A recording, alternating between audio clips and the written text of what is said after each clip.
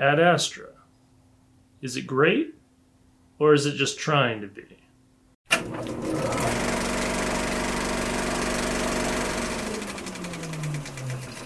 Oy vey. I feel extremely mixed about this one. At the beginning of the film, I was excited to see what was next.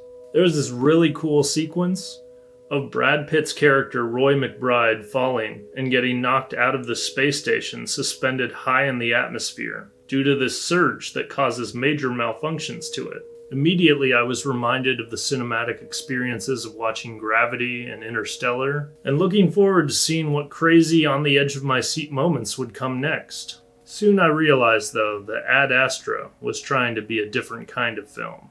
It wasn't built around the idea of suspenseful space travel, and it was trying to be kind of a psychological look into humans' place in the world, and how ambition can corrupt the most important things about being relational creatures.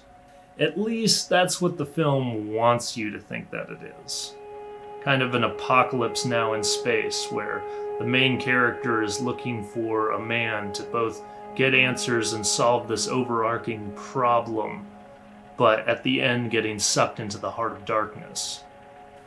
The problem with Ad Astra is it tries to be multiple things that don't necessarily mix together well. It tries to be an intellectual, realistic look at the nature of man, an exciting space exploration movie, and a bit of a sci-fi thriller. This causes the film to shift focus way too many times away from the realistic part to bring you elements of suspense and drama. I get that interesting things have to happen in a movie to keep people's attention, but all the drama feels unrelated thematically to the main narrative, and feels crammed into a movie that's trying to be something different. Just a warning for anyone that actually cares. There are going to be some spoilers ahead, so skip ahead to this time code if you want to avoid them.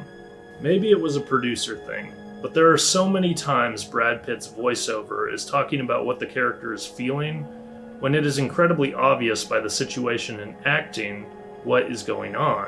But I realized that the voiceover was often used as a segue to get the audience back on track after some action sequence happens, to add more of an element of humanity to a kind of far-fetched scenario, to make you take the film that much more seriously. There are literal scenes of space pirates on the moon that attack the protagonist just for the sake of having an action sequence. They are not connected to the plot, they were not set up, and they are never mentioned again. This happens with several things in the film, like having a fight scene with the crew of the space shuttle, or fighting a rogue test subject space monkey that the crew finds in an abandoned space vessel. There's just so many tangential things that happen that feel unrelated to the main point of the film. I guess you can make an argument that in the character's journey, he's experiencing elements of humanity that made his dad go crazy and turn on humanity for the sake of looking for other life in the universe, but it doesn't lead to any satisfying conclusion. Speaking of which, the conclusion felt like the most pointless and unrealistic of all the things. Tommy Lee Jones's character, who plays the father of McBride, just decides to give up and die, and Brad Pitt just leaves and blows up the thing that's causing the surges, with no consequences to his physical state of being.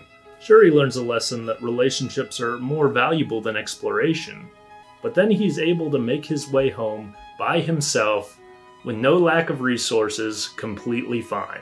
On top of that, the film alludes to the idea that he rekindles his relationship with his wife, which is a bridge that would have been burned a long time ago with how much he stonewalled her and didn't prioritize her in his life, which is something that no man should do to Liv Taylor. I guess what I'm trying to say is this film feels a bit disjointed. It tries to be a realistic space exploration film mixed with a psychological drama, mixed with a sci-fi thriller, and the tones just clash or shift abruptly to keep you from focusing on any one or two of those things at the same time. That being said, it is a beautiful movie, with amazing set pieces, special effects, great cinematography, really solid sound design, and pretty stellar acting. It's definitely a theatrical experience that's fun to look at, but it's not as smart as it wants you to believe. It suffers from a lack of narrative flow, which honestly is probably why they put so much voiceover in the film, to kind of bridge those gaps. It feels like things are just happening without a whole lot of good reason most of the time.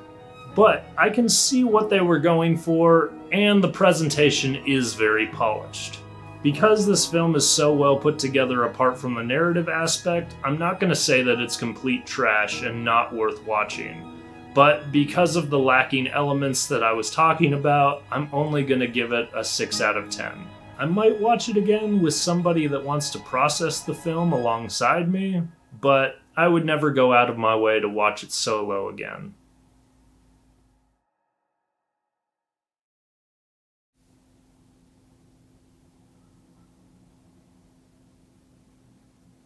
Subscribe.